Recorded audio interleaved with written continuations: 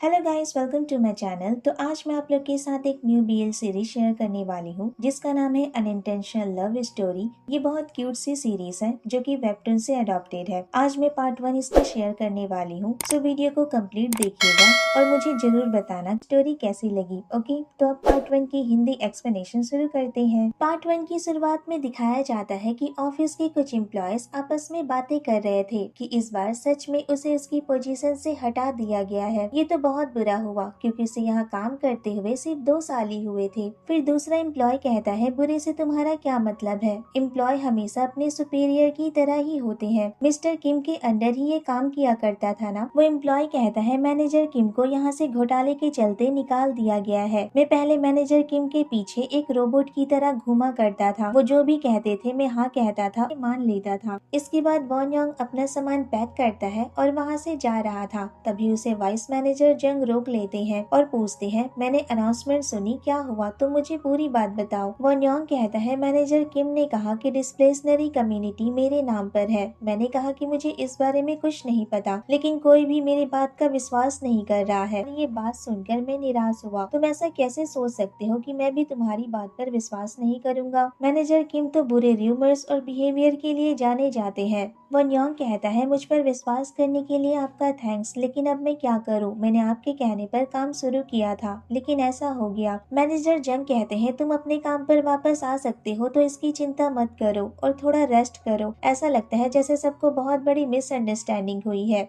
लेकिन कोई बात नहीं, तुम जल्दी ही अपने काम को ज्वाइन कर लोगे। वो न्योंग उन्हें थैंक यू कहता है और वहाँ से चला जाता है। इसके बाद वो न्योंग अपने फ्रेंड के साथ ड्रिंक कर रहा था। उसका फ्रेंड उससे कहता है, क्या तुम अभी भी किसी की कही हुई बात पर विश्वास करते हो? वो न्योंग कहता है, मैं क्यों ना करूँ, मुझे कैसे पता चलता कि मैनेजर किम ऐसा करेंगे? उसका फ्रेंड उससे कहता है, ये मैटर नहीं करता है कि वो पर्सन कौन है, तुम्हें जानने की जरूरत है कि अगर वो सही नहीं है तो तुम्हें उसे रिजेक्ट कर देना चाहिए और तुम्हें ये भी सीखना चाहिए कि कभी कभी झूठ कैसे बोलना है। वो न्योंग कहता है, तब तो अगर मेरा कोई वॉलेट चुरा कर ले जाता है तो मुझे भी दूसरों के साथ ऐसा ही करना चाहिए। उसका फ्रेंड उससे कहता है, मैं तुम्हें ऐसा करने को नहीं कह रहा हूँ, मुझे बस बहुत गुस्सा आ रहा है क्योंकि तुम्हें हमेशा ब्लेम किया जाता है, लेकिन अगर तुम्हें सच में जॉब से निकाल दिया गया है तो तुम्हें दूसरी जॉब मिलने में बहुत प्रॉब्लम होगी। वो न्योंग कहता है, जिसे करप्शन के लिए निकाल दिया गया हो उसे भला जॉब पर कौन रखना चाहेगा? उसका फ्रेंड कहता है, मैं बहुत हेल्पलेस फील कर रहा हूँ। वो न्योंग कहता है, यूनिवर्सिटी में मैंने अपने रिज्यूम को बनाने के लिए बहुत हार्ड वर्क किया था और मैंने अभी तक अपने स्टडी के लोन्स को पे नहीं किया है और न ही अपने कार्ड बिल्स को। फिर अपने फ्रेंड से पूछता है, मैंने अपने डैड की डेट की पेमेंट अपने एम्प्लॉय लोन से की है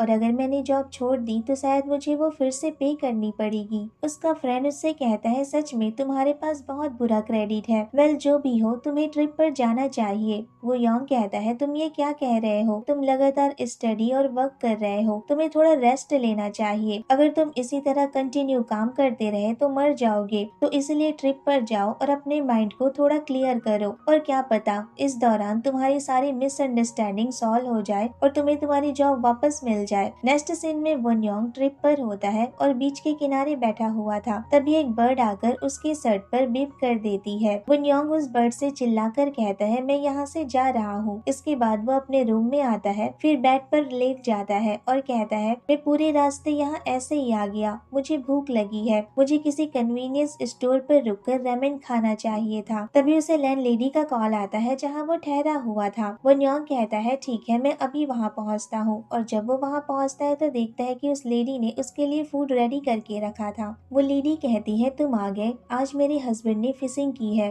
और उन्होंने बहुत सारी फिश पकड़ी थी, तो मैं तुम्हारे साथ थोड़ा शेयर करना चाहती थी। वैसे तुम्हें सेसमी खाना तो पसंद है ना? वो न्योंग कहता है, ऑफ कोर्स मुझे पसंद है, मैं उससे कभी बोर नहीं हो सकता, इसके लिए आपका थैंक यू। इसके बाद वो लेडी वहाँ से चली जाती है। वो न्योंग फिर फूड खाने लगता है और स्माइल करता है और कहता है, गोंग वांग डू के लोग बहुत काइंड है। इसके बाद उसे मैनेजर जंग का कॉल आता है। मैनेजर जंग उससे पूछते हैं, तुम ठीक तो हो ना? वो न्योंग कहता है, मैं ठीक हूँ, क्या आपने मेरे बारे में कुछ बुरा सुना? मैनेजर जंग कहते हैं, अभी तक तो नहीं, लेकिन मैंने नोटिस किया कि तुमने अपने लैपटॉप में पासवर्ड लगा रखा है। है और मैं तुम्हारे लैपटॉप पर तुम्हारे काम को कंप्लीट करना चाहता हूँ। वन योंग कहता है मेरी वजह से आपको इतना सारा काम करना पड़ रहा है, इसके लिए आई एम सो सॉरी, और मैंने अपना पासवर्ड लैपटॉप के पोस्ट पर लिखा हुआ है। मैनेजर जंग कहते हैं हाँ मुझे मिल गया और कॉल रख देते हैं। इसके बाद वॉन योंग को मैनेजर किम के बारे में सोचकर बहुत गुस्सा आने लगा और अचानक वो गुस्से में टेबल पर रखे उस प्लेट को नीचे गिरा देता है और वो प्लेट टूट जाती है। नेक्स्ट सीन में फिर वॉन योंग वही टूटी हुई प्लेट लेकर उस लेडी के पास जाता है और उनसे माफी मांगने लगता है। वो लेडी कहती है कोई बात नहीं, तुम्हें चोट तो नहीं लगी, लेकिन उस लेडी की बेटी जो वहीं खड़ी हुई थी वो वन योंग से कहती है ये उस ऑनर के द्वारा बनाई हुई मेरी मॉम की सबसे फेवरेट प्लेट थी। उसकी मॉम कहती है चुप रहो। उस लड़की की बात सुनकर वॉन योंग को और ज्यादा बुरा फील होता है। वो उस लेडी से कहता है अगर आप मुझे उस शॉप का एड्रेस बता देंगी तो मैं आपके लिए नया प्लेट खरीद कर ले आऊंगा। वो लेडी फिर उसे उस शॉप का एड्रेस बताती है। वन योंग फिर उस शॉप का एड्रेस पूछते हुए आखिरकार वहाँ तक पहुँच जाता है। उस शॉप का नाम था मून जार, लेकिन जब वो शॉप के अंदर जाता है तो वहाँ कोई नहीं होता है। वन योंग फिर वहाँ रखी हुई प्लेट्स को देखने लगता है जो कि बहुत ब्यूटीफुल लग रही थी, लेकिन उसे कुछ समझ नहीं आ रहा था और वो कहता है ये सभी तो एक जैसी ही लगती हैं। इसके बाद शॉप का ऑनर वहाँ आता है जो कि हमारी इस सीरीज का सेकंड मेन लीड है, जिसका नाम है युन तेजुन, जो एक पोर्ट्रेट है। वो वॉन योंग को हेलो कहता है और पूछता है क्या आप कुछ ढूंढ रहे हैं। वॉन योंग कहता है वाइल्ड प्लेट थी जो शायद ब्लू कलर की थी, मुझे ठीक से पता नहीं, लेकिन उन्होंने यहीं से खरीदी थी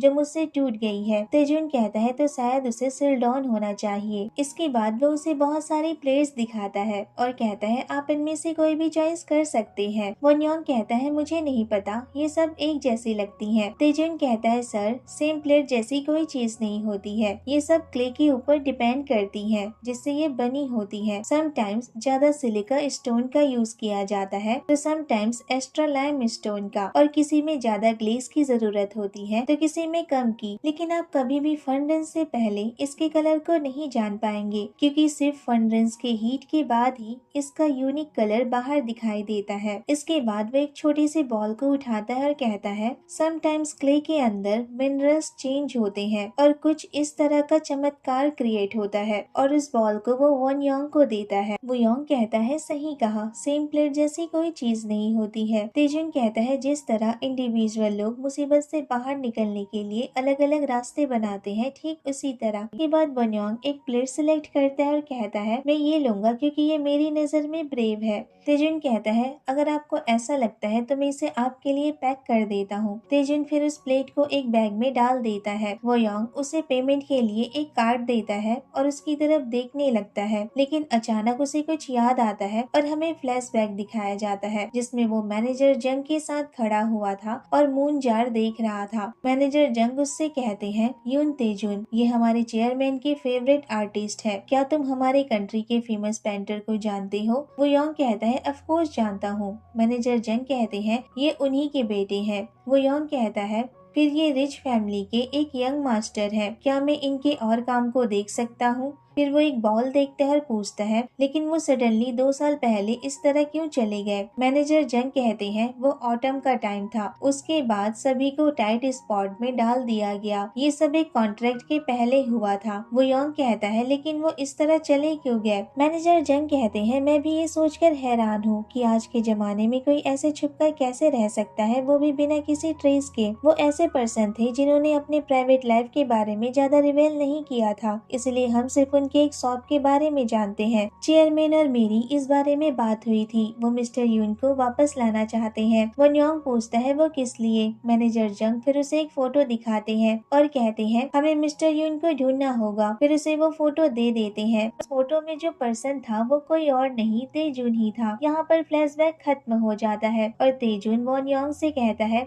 आप पेमेंट करना चाहते हैं या नहीं। वॉन योंग फिर उसे अपना कार्ड दे देता है। पेमेंट हो जाने के बाद वॉन योंग बाहर एक जगह पर बैठकर सोच रहा था तो तेजुन यहाँ छुपा हुआ है। इसके बाद वो दोबारा उस फोटो को देखने लगता है, फिर सोचने लगता है मुझे इससे मेरी जॉब वापस मिल सकती है। फिर इमेजिन करने लगता है कि चेयरमैन ने उसे इसके लिए रिवॉर्ड दिया है। फिर वो अपनी इमेजिनेशन से बाहर आकर सोचता है लेकिन तेजुन इस जगह पर क्यों रह रहा है और वो लोग इसे अब तक ढूंढ क्यों नहीं पाए हैं, वो भी इस तरह मार्केट के अंदर। नेवर माइंड, मैं कुछ गलत तो नहीं कर रहा हूँ, मैं बस अपनी जॉब वापस चाहता हूँ। फिर वो एक मैसेज रिसीव करता है और तेजुन की तरफ देखकर कहता है, मैं इसके लिए बाद में पेमेंट कर दूंगा। इसके बाद मैनेजर जंग को कॉल करके तेजुन के बारे में बता देता है। नेक्स्ट सीन में वो प्लेट लेकर उस लेडी के पास जाता है। वॉन योंग कहता है, मैंने इसे चॉइस किया है, लेकिन मुझे पता नहीं कि आपको पसंद आएगा या नहीं। वो लेडी कहती है, ये बहुत अच्छा है, मुझे बहुत पसंद आया। वहाँ इसी तरह के बहुत ब्यूटीफुल प्लेट्स हैं। वॉन योंग कहता है, लगता है वो बहुत फेमस है, जो उसे सभी जानते हैं। वो लेडी उससे कहती है, यहाँ सभी उसके बारे में जानते हैं, यहाँ रूमर बहुत जल्दी से फैलता है और अगर हम सोशल मीडिया पर प्रमोट करते तो वो और भी ज्यादा फेमस होता। क्या यहाँ सोशल मीडिया पर प्रमोट करना अलाउड नहीं है? वो कहती है, ऐसा नहीं है, लेकिन शॉप के ऑनर हमें अलाउ नहीं करते हैं, वो अजीब है। हमने उन्हें प्रमोट करने के लिए ऑफर दिया था, लेकिन उन्होंने मना कर दिया। वो योंग कहता है, इसी वजह से उसके बारे में कोई नहीं जानता है। नेक्स्ट सीन में वॉन योंग मैनेजर जंग की बातों के बारे में सोच रहा था। वॉन योंग कहता है, मैंने आपको उसके बारे में बता दिया, क्या ये काफी नहीं था? मैनेजर जंग उससे कहते हैं, हमें इस रीजन के बारे में जानना है कि आखिर वो इस तरह छुप कर है। वॉन योंग कहता है, लेकिन ये तो गलत है।